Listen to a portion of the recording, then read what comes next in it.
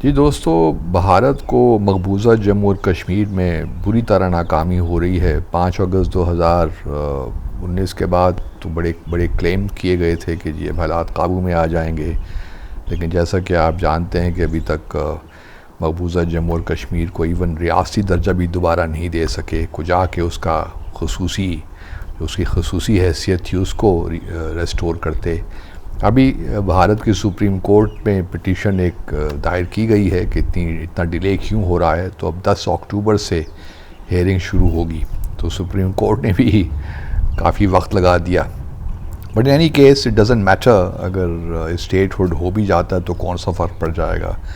ये डिस्प्यूट कोई 5 अगस्त 2019 को तो शुरू नहीं हुआ, ये तो 1947 से ये मामला चल रहे हैं। और जब तक कश्मीरियों को उनका हक़ खुद इरादियत नहीं मिल जाता उस वक्त तो हालात इस तरह ही रहेंगे। अब एक और बड़ी डेवलपमेंट हुई है जो कि मैं आपके साथ शेयर करना चाहता हूँ। हमारी जो इंटेलिजेंस एजेंसीज़ हैं उन्होंने तकरीबन एक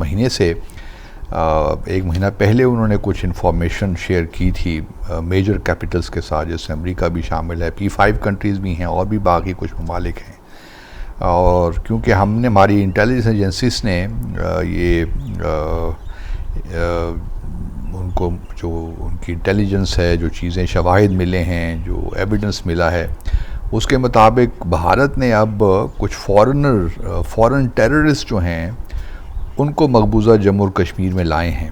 उसमें लोग हैं जो कि पश्तो और दर्री भी बोल रहे हैं, और ये बड़ी संगीन और ख़तरे वाली बात है इन द सेंस के यहाँ पे अब क्या ये दहशतगर्द जो हैं उनका ताल्लुक़ TTP से भी हो सकता है, ETIM जो है ईस्ट तुर्किस्तान इस्लामिक मूवमेंट, फिर Uzbekistan Islamic movement, al Qaeda, Daesh. क्योंकि ये जो लोग हैं, अगर आप देखिए तो 9/11 के बाद काफ़ी ये इस किस्म के लोग यहाँ पे मौजूद रहे अफ़गानिस्तान के इलाके में। और फिर यहाँ उन्होंने शादियाँ भी की और यहाँ पे उन्होंने फैमिलीज़ भी बसाई। तो अब वो दरी और पश्तो ही बोलते हैं। तो अब ये जो दहशतगर्द हैं, ये अगर आप मकबूजा जम्मू और कश्मीर में लाए हैं तो इसका मकसद क्या है? ये कोई छोटी मोटी बात नहीं है जिसको हम नज़रअंदाज कर दें, ये काफ़ी सीरियस मामला है। और अब माजी में भी गो के होता रहा, भारत ने इख्वानी बनाए वहाँ पे, और उसके बाद अल-फरान को भी बनाया। उन्होंने कश्मीरी लीडरों को टारगेट किया, मिसाल के तौर पर मीर वाइज़ मौलवी फ़ारूक, जो मीर वाइज़ उमर फ़ारूक के वालिद मोहतरम हैं, उनको शहीद करवाया गया। इसी तरह अब्दुल गनी लोन साहब को 1995 में शायद उनको भी शहीद करवाया गया। और फिर टूरिस्ट जो थे, टूरिस्ट को भी उन पे हमला किया गया, फॉरेन टूरिस्ट। तो ये वही काम चल रहा है। एक तो यही है कि जो कश्मीरी मुजाहिदीन हैं उनको टारगेट किया जाए, दूसरा ये है कि जो टूरिस्ट हैं इंडिया से, जिस तरह पहलगाम में हुआ, इंडियन टूरिस्ट भी हो सकते हैं, फॉरेनर्स भी हो सकते हैं, उनको भी टारगेट किया जाए। और फिर पाकिस्तान के लिए जो है एक फॉल्स फ्लैग, कुछ इस किस्म की चीज़ें की जाएं ताकि पाकिस्तान के साथ मामलात को मज़ीद बिगाड़ा जाए। और वो जो है जिस तरह पहलगाम के वाक़े के बाद एक जंग हुई, इस किस्म की जंग छेड़ी जाए। तो ये एक बड़ा सीरियस मामला है और सारे मामलात को डिस्टेबलाइज़ करने की एक साजिश है, मैं तो समझता हूँ। लेकिन ये शायद अभी ना हो, क्योंकि बिहार के इलेक्शंस अभी आने वाले हैं अक्टूबर-नवंबर में। वहाँ देखते हैं कि बीजेपी की क्या परफॉर्मेंस होती है। इस वक्त तो वो सबसे बड़ी पार्टी है और वहाँ पे कोalition है उनका JDU के साथ, नीतीश कुमार के साथ। लेकिन क्या ये अपनी पॉपुलैरिटी, जो वोट बैंक है, उसको रिटेन कर पाती है बीजेपी या नहीं? उसके बाद फिर अगले साल इलेक्शंस होने हैं वेस्ट बंगाल में, वही बड़े इम्पॉर्टेंट हैं। और फिर उसके बाद 2027 में उत्तर प्रदेश में। तो इन इलेक्शन से पता चलेगा कि बीजेपी का क्या मामलात हैं और कहाँ पे वो खड़ी है। अगर बिहार के इलेक्शन में अच्छा भला ठीक हो जाता है तो फिर तो शायद फॉल्स फ्लैग की ज़रूरत ना पड़े। इसी तरह अगर अगले साल वेस्ट बंगाल में गो के ममता बनर्जी को ज़रा हटाना मुश्किल होगा, वो काफ़ी पॉपुलर हैं वहाँ पे।